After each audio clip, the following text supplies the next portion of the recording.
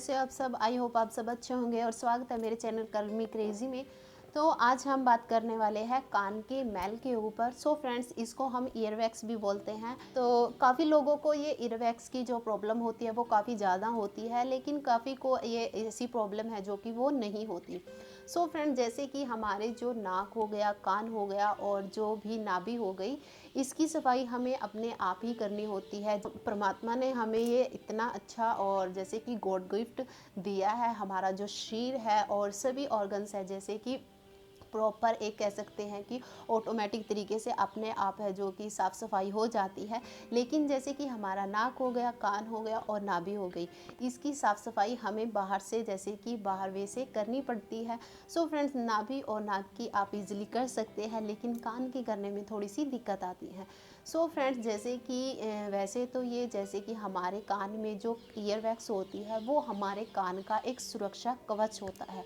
Friends, अगर आपके कान में ये होती है तो इसका मतलब आपके कान में कोई बैक्टीरिया या डस्ट पार्टिकल नहीं जा सकता, क्योंकि क्या होता है कि यह बीच में प्रोटेक्शन का काम करती है। कोई भी बैक्टीरिया अगर आपके कान में जाएगा तो सबसे पहले वह अंदर एंट्री करने से पहले ही जो ईयर वैक्स होती है उसमें चिपक कर ही उसकी डेथ हो जाती है।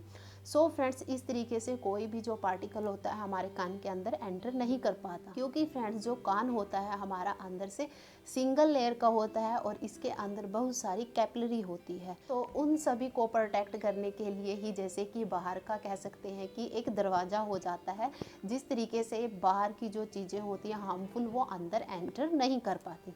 सो फ्रेंड्स, जैसे कि वैसे तो इसकी कोई दिक्कत नहीं होती, लेकिन अगर इसकी क्वांटिटी ज़्यादा हो जाती है तो इसकी वजह से हमें काफ़ी परेशानियां हैं जो कि आ सकती हैं। जैसे कि आपको सुनने में प्रॉब्लम आ सकती है, सो आपको कम सुनाई देने लगेगा, और या फिर आपको ऐसे लगेगा कि अजीब अजीब सी आवाज़ें आपके अंदर जैसे कि सुनाई दे रही हो, जैसे कि सीटी बजना या फिर कुछ भी, और कान भी आपका है जो कि वो भारी लगने लगे। सो फ्रेंड्स, जैसे कि पुराने टाइम के अंदर है जो कि जैसे कि कान को साफ़ करने के लिए तेल का यूज़ करते थे। मतलब तेल कान में डाल लिया और उसके बाद अपनी मैल को साफ़ कर लिया, क्योंकि फ्रेंड्स जो वैक्स होती है वो धीरे धीरे अगर जम मतलब ठोस हो जाती है और वो बाहर नहीं निकल पाती, तो इस वजह से भी हमारा जो कान होता है वो जैसे कि हमें ऐसे लगता है कि बंद हो चुका है। लेकिन फ्रेंड्स, अगर वो जैसे कि लिक्विड होगी या फिर ठोस नहीं होगी तो उसको निकलने में भी आसानी होगी। तो पुराने टाइम में क्या होता था कि जैसे कि ऑयल वगैरह डालते थे या फिर थोड़ा सा जैसे कि गुनगुने पानी के साथ भी अपने कानों को साफ़ कर लेते थे। लेकिन आज के टाइम में क्या है फ्रेंड्स, जैसे कि अलग अलग जितनी जैसे कि कह सकते हैं कि टेक्निक आ चुकी है, तो हमारी मतलब इतनी ज़्यादा एडवांस हो चुकी है कि कानों को वो कॉटन बड्स आते हैं उनके साथ साफ़ करते हैं, या फिर जो वो माचिस की जो तिल्ली होती है उससे साफ़ करते हैं। सो फ्रेंड्स, इन सभी चीज़ों से है जो कि साफ़ नहीं करना चाहिए, क्योंकि इससे क्या होता है कि हमारी जो कान की जो मैल होती है वो बाहर निकलने की बजाय बल्कि अंदर प्रेस हो जाती है, और जिसकी वजह से वो अंदर जाने की वजह से और भी ज़्यादा जम जाती है, और उसकी वजह से वो अंदर की ओर मतलब जैसे कि चली जाती है और उसको निकालने में और भी ज़्यादा दिक्कत आती है। और साथ ही हमारी जो कान की इंटरनल ईयर की है जो कैपिलरी होती है वो भी हार्म होती है, और अगर आप ये प्रोसेस बार बार करोगे तो आपको जैसे कि कान में पेन भी होने लगेगा और साथ ही ब्लड भी आपके कान से आ सकता है। तो आपको ये चीज़ें हैं जैसे कि कॉटन बड हो गया, माचिस की जो तिल्ली या फिर पिन वगैरह, मतलब नुकीली चीज़ें से आजकल है जो कि नए नए तरीके अपनाते हैं कान को साफ़ करने के लिए, लेकिन ये सभी चीज़ें हैं जो कि नहीं करनी चाहिए। इससे आपकी कान की जो मैल है वो और ज़्यादा अंदर जाएगी और वो ठोस हो जाएगी, और जिसकी वजह से निकलने में और भी ज़्यादा प्रॉब्लम आएगी। तो आपको इनकी बजाय बल्कि दूसरे तरीके हैं जो कि यूज़ करने चाहिए, जिससे आपके कान भी हार्म नहीं होगा और आसानी से आपकी जो मैल है वो भी बाहर आ जाए। फ्रेंड्स, सबसे पहला तरीका है, आप जैसे कि कोई भी ऑयल लेकर उसको थोड़ा सा गुनगुना कीजिए, और गुनगुना करने के बाद उसे अपने कान में डाल लीजिए।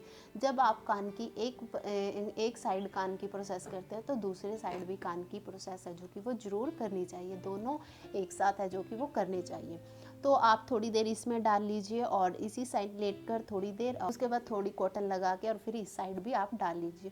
और सुबह आप जैसे कि जो गुनगुना पानी होता है, ज़्यादा गर्म नहीं लेना है, और बिल्कुल थोड़ा सा गुनगुना पानी लीजिए और उसकी सहायता से आप, क्योंकि वो रात को जैसे कि हमने ऑयल डाला तो उसकी वजह से वो थोड़ी जैसे कि चिकनाहट सा हो गया, उसमें थोड़ी मेल्ट सी हो गई, तो उससे आसानी से आपकी मैल है जो कि वो निकल जाएगी। सो फ्रेंड, नेक्स्ट तरीका है कि आप जैसे कि जो विनेगर आता है तो उससे भी आप अपने कान की मैल है जो कि वो साफ़ कर सकते हैं। जैसे कि आपको थोड़ा सा गुनगुना गर्म पानी लेना है और उसके अंदर थोड़ा सा विनेगर डालकर ड्रॉप से, आप जैसे ड्रॉपर होता है उसकी सहायता से आप 3-4 बूंद है जो कि आप कान में डाल लीजिए और उसके बाद आप मतलब थोड़ी देर ऐसे कीजिए और उसके बाद आप अपनी कान को है जो कि वो साफ़ कर लीजिए।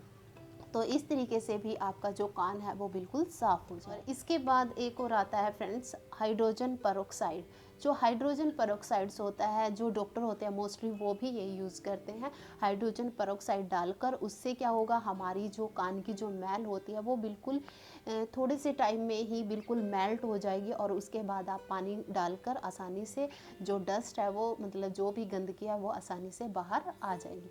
फ्रेंड्स, ये थे छोटे से तरीके जिसके द्वारा आप अपने कान की मैल को साफ़ कर सकते हैं। कान में जैसे कि तेल भी डाल सकते हैं, वो भी काफ़ी अच्छा होता है, लेकिन आप जैसे कि अगर आप तेल डालने की प्रोसेस करते हो तो इससे क्या होगा कि आपको ये प्रॉब्लम कभी आएगी ही नहीं, क्योंकि ऑयल से क्या होगी, आपकी जो भी मैल होती है वो थोड़ी लिक्विड फॉर्म में रहेगी और उसके बाद आप अपने कान को है जो कि ईजिली साफ़ कर सकते हैं। लेकिन फ्रेंड्स, जैसे कि जो कॉटन बड्स होते हैं या फिर जैसे कि जो नुकीली चीज़ें होती हैं, इनसे आप अपने कान को साफ़ मत कीजिए, इससे आपके कान है जो कि और भी ज़्यादा हार्म हो जाते हैं। तो फ्रेंड्स, आज के लिए इतना ही, लेकिन अगर आपको कान की मैल की ज़्यादा प्रॉब्लम है तो आपको है जो कि डॉक्टर के पास ज़रूर जाना चाहिए। Thank you for watching my video.